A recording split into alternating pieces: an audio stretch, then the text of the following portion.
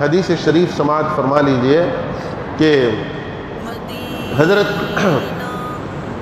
عبداللہ بن زید رضی اللہ تعالیٰ عنہ سے روایت ہے، انہوں نے فرمایا کہ رسول اللہ صلی اللہ علیہ وسلم نے اپنے دونوں ہاتھوں سے سر کا مسح فرمایا، اس طرح کہ سر کے اگلے اور پچھلے حصے پر دونوں ہاتھ گزارے، اس طور پر کہ سر کے ابتدائی حصے سے دونوں ہاتھوں کو شروع کیے، پیچھے تک لے گئے، پیچھے گردن کے قریب تک، گدی تک لے گئے، پھر اس کے بعد وہ دونوں ہاتھوں کو واپس لائے، دونوں ہاتھوں کو لے گئے، پھر اس کے بعد دونوں ہاتھوں کو واپس لائے۔ اس حدیث کی روایت امام ترمذی نے کی ہے۔ ہمارے پاس اکثر کیا ہو رہا ہے، دیکھنے میں آتا، لوگ مسح کرتے تو مسح ہونٹوں سے شروع کرتے، پہلے ہونٹوں سے ہاتھ کو پپو کرتے، کس مارتے، پھر اس کے بعد آنکھوں کو لگاتے، پھر اس کے بعد سر کنے لے کے جاتے۔ یہ کسا وسا مارنا نہیں ہے، ہاتھوں سے مسح جو کرنا ہے، مسح کرنے کا جو آسان طریقہ ہے پہلے وہ دیکھ لیجیے۔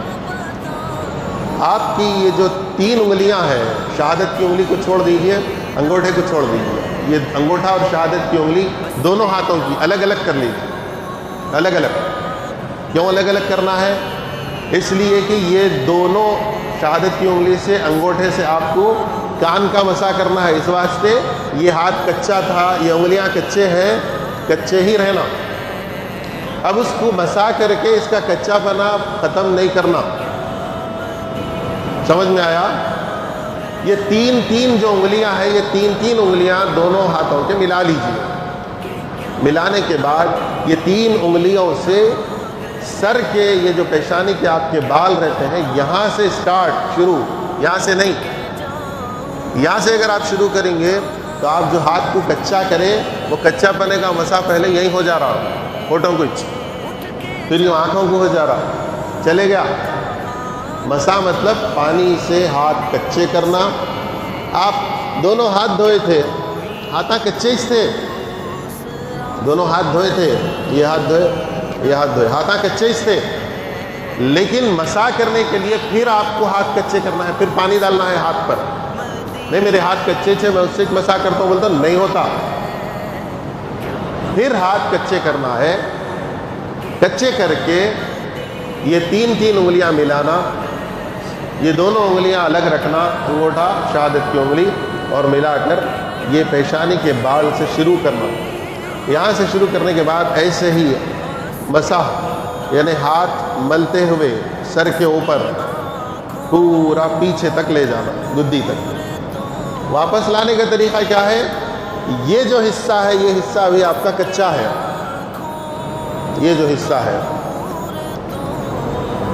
یہ جو کراٹے مارے سو جس سے مار دے نا، یہ حصہ کچا ہے ابھی، تو یہ جو حصہ ہے، یہ حصے سے واپس لانا ہے۔ یہ جو خلم بولتے نا، بالوں میں خلمہ، یہ خلموں کے اوپر اس کا مسح کرنا ہے، ریورس آنا ہے، پیچھے سے سامنے آنا ہے۔ حضور صلی اللہ علیہ وسلم ایسے ہی مسح فرماتے تھے۔ ابھی بھی یہ انگلیاں کچے ہیں، اس کا ابھی استعمال نہیں ہوا، ابھی اس کو یوز نہیں کرے۔ اب شہادت کی انگلی سے کان میں مسح کرنا ہے، کان میں پورا پھرانا ہے، اور انگوٹھے سے کان کے پیچھے مسح کرنا ہے۔ انگوٹھا ابھی تک کیا تھا؟ یوز نہیں ہوا تھا، ہاتھ تو کچا کرے تھے، انگوٹھا بھی کچا کرے تھے، یوز نہیں کرے تھے۔ اس سے پیچھے حصے کا، کان کے پیچھے حصے کا مسح کرنا ہے۔ ابھی یہ حصہ باقی ہے، یہ بھی کچا ہوا تھا، ہاتھ کے پچھلا حصہ، ہاتھ کا پچھلا حصہ یہ بھی کچا ہوا تھا۔ اس سے کیا کرنا ہے؟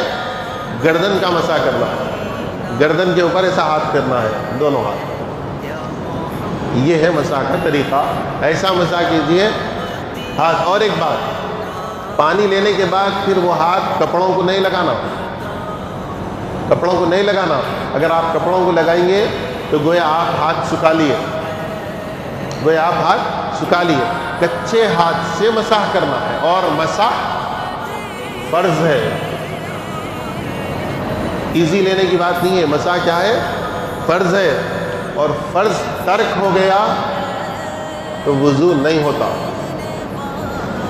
احناف کے پاس سر کے کم از کم پاؤں حصے کا مسح فرض ہے۔ آپ کا سر جتنا ہے اس کے 1/4 کا مسح کرنا آپ کو فرض ہے۔ اگر اتنا مسح نہیں ہوا تو آپ کا وضو نہیں ہوتا۔ اسی لیے اگر ہاتھ کچے کر لیے تو اس کے بعد ٹوپی اوپی اتارنا ہے تو پہلے ٹوپی اتار لینا، پہلے ٹوپی اتار لینا، بعد میں ہاتھ کچے کرنا، پھر اس کے بعد مسح کرنا۔